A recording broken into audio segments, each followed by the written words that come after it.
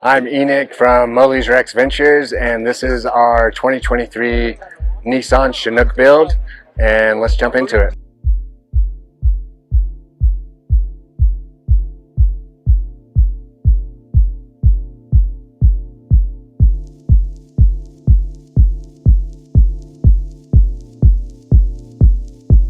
So, as you can see here, a lovely, beautiful, dirty engine. This is 100% stock right now, and I intend to keep it that way. And the main reason that is because reliability, and when you're trying to do an important trip like the Pan Am, reliability is absolutely one of the most important parts. You always want to make sure you can make it back. So we're going to keep this as stock as possible.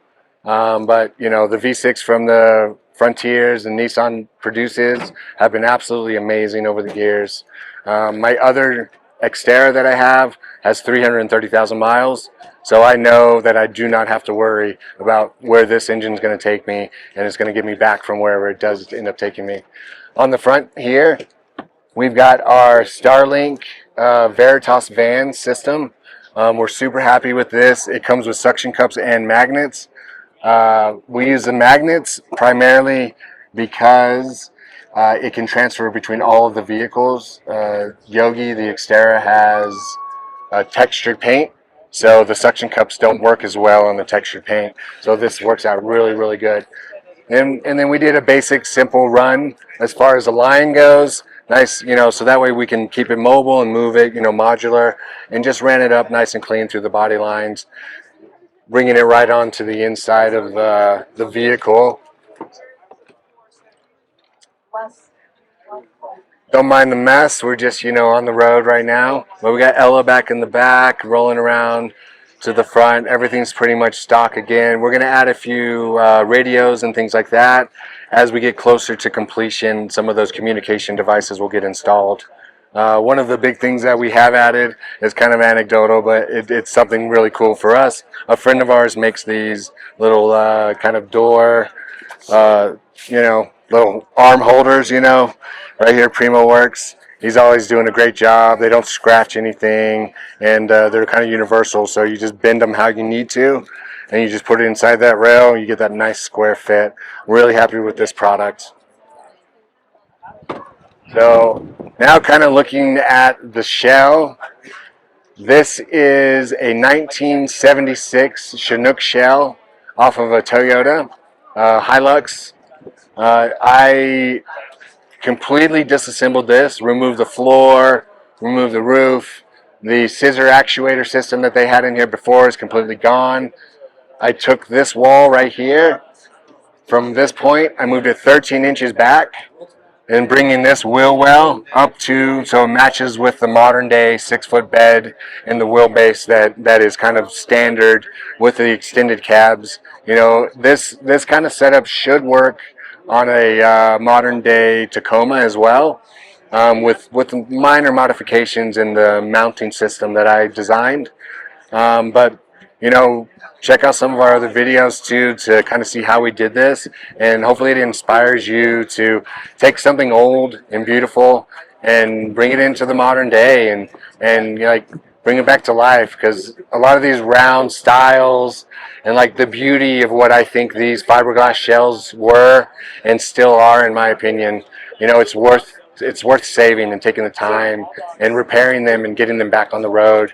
I mean, in my opinion, at least, this is absolutely beautiful. You know, dust, dust, dust. We're in the middle of a windstorm right now. Coming over here to the side right here, we are running our Firestone Destination XTs.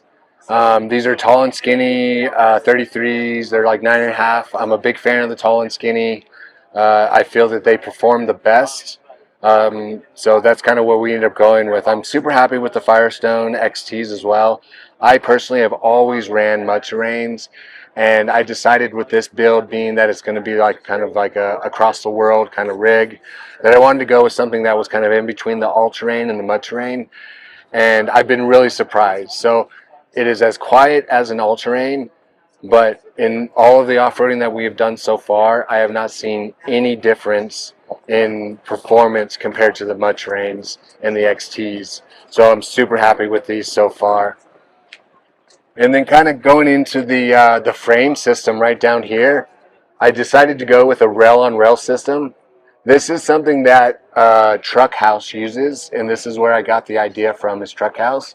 So this will have a TPU isolator in between here, and then these pucks right over here, these pucks are going to go away, and there'll be a bolt with a spring on both sides, and that will allow for the frame of the body and the frame that's connected to the Chinook to have full independent flexing, so that way we don't crack, break, or do damage to the shell when we go through our extreme rock courses and rock crawling situations. We like to spend a lot of time in the Southwest, and that's essentially, you know, all red trails all the time. So you really need to make sure you have maximum articulation, and this is one way that we can achieve it while still adding all of the rigidity to keep this structurally sound. So all of the windows and doors that we have decided to go with, these are all imports. I ordered them directly from Maygood RV over in China. You can buy these through Alibaba or madeinchina.com. There are US options that are similar to this, a little bit of differences. Some, I would have to say, like overturned windows, hands down worth every penny. Unfortunately, I didn't quite have that budget for this build. So both the windows and the door imported were right about $1,500. Which is roughly about the cost of one door from Arctic Tern. And again, though, Arctic Tern has a well-designed, a well-thought-out product, and this is one of the examples I'm going to give you why something like that might be a better option than importing. So right here, here's your screen. I cannot get to the door to move anything. So I'm in bed. I have to open this door up, be on the outside here just to do this. So, you know, the actions and the thought process and the designs, this is more of a, hey, you've got the features, not actually how are you going to access those features. And that's where Arctic Tern and some of the other companies that are, you know, US made or, you know, manufactured and assembled here in the States, they've taken those extra steps to really think out that product.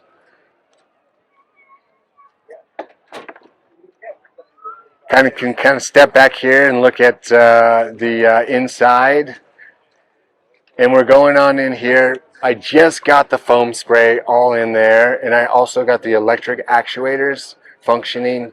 So that rooftop is going to go up an additional 15 inches. It'll be a total of 30 inches of opening. We'll have a canvas that goes in between that opening. A tri-layer one is my goal, with a lattice structure on the inside for structure, so I don't have to use gas struts, and I can keep it nice and clean and just have the linear actuators exposed without all those extra components. So I'm really hoping I can manufacture that properly, so that way it can handle the side loads that are going to come from, you know, high winds like we're experiencing today. Now that we have all the foam in there and stuff, we'll get it all skinned out. Once the skin is done, I'm going to do a soft touch foam on there, and then I'm going to run a like a tweed fabric. I'm a big fan of like old school style tweed, so I like the texture and the depth that tweed provides. So I'm going to run that over all of the walls. Once all the walls are covered and ready to go, then I'll start doing the 2020 aluminum extrusion build. That's one of the main reasons I also squared everything up on the inside, compared to a lot of Chinook builds where they still keep the nice bow in the walls and stuff. For aluminum extrusion, you need square spaces to build it, to make it work and function and really last for the long haul. So I created that square wall structure so that way I can build that aluminum extrusion in there and really get it in there nice and tight. And once everything's together, it makes everything even stronger. So I'll take that aluminum extrusion, it'll be mounted to the wall, to the studs, so it'll all be one piece essentially, with a little bit of flex between the units, but all in all, it's going to be one full unit supporting itself in essence, because it'll all be connected through mechanical connections. Yeah.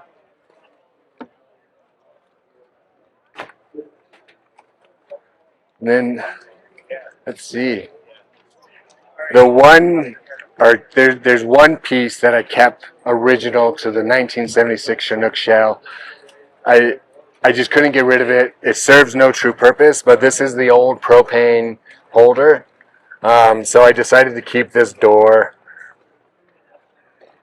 Nothing on the inside, but I couldn't get rid of it. It was such a classic piece. So I kept this as an original. What I think I will end up doing over time is it's already foamed and everything back there, so I'll end up cutting through the foam, do like a 6-inch deep box, which is about the depth of the lower section. They're 2x6s down there at the bottom, and then they're like an inch and a half at the top. So all the wood on the inside. So I'll have about 6 inches deep I can go before I hit the wall. So I'll put that box in there, and then I'll cap it in with fiberglass, and then put all my recovery gear, tow straps, yank ropes, those kind of things will end up going in there. But for now, I think it's a nice little historic piece to keep on the Chinook as a whole. One of the harder things that I had to do was figure out how to integrate the factory fill-up system. So on that, we grabbed, this is the original factory Frontier, and I had to move it a little bit and get a little bit on a lower position than it was from out of the truck bed. So the truck bed originally was probably about here. So my fill-up time's a tiny bit slower. We're talking 10 seconds or so. And every now and again, I do have a pump that pumps so fast that it'll just keep popping. So that's the one downside to moving it a little bit lower. But that allowed me to keep it out of the inside of the body. So I was able to keep everything clean on the inside and not have to have a big bump where the fill tank was running down the inside of the body section.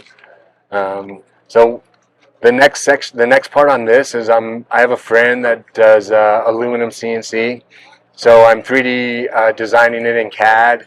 There'll be a filler here, and then I'm going to cut this bigger out like that, so we can have a nice piece that kind of fits right in there with this, and it'll be nice and finished looking, kind of like a boat fill-up port is kind of what it'll end up looking like.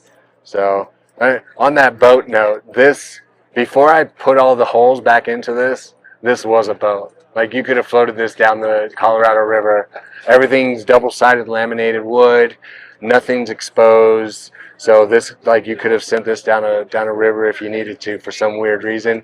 But I decided to add a few holes back into it, and I think it's serving me pretty well. I'm really, really happy with the overall construction and how it's come together.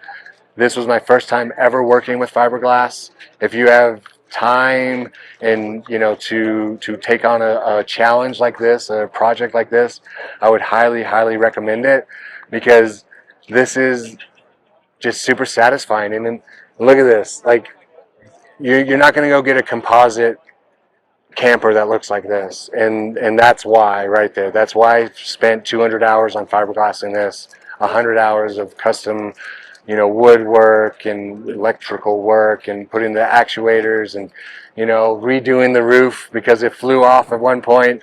We're going down the road, we're going down the road coming back from the East Coast, and we're driving a little faster than we should, and some really strong storms are coming through with some crosswinds, and it ripped that roof right off, crushed the whole back corner. But fortunately, I'm someone that is, I guess, resilient in those aspects, and I figured out a way to fix it. I had a friend that had a 3D scanner. I have a 3D printer. I scanned the other side of it to create the same form, and then I 3D printed that piece, and then I capped it over the broken side, and I hand laid all the new fiberglass, reshaped that whole corner. So unless I told you this story, I would hope you would never even notice that it was done. So I'm really happy with the time I've spent building this, the people that have helped me accomplish this. Elevated Fabworks helped a lot in allowing me to accomplish this. So thanks to everybody that's helped, and I hope you enjoy the walk around.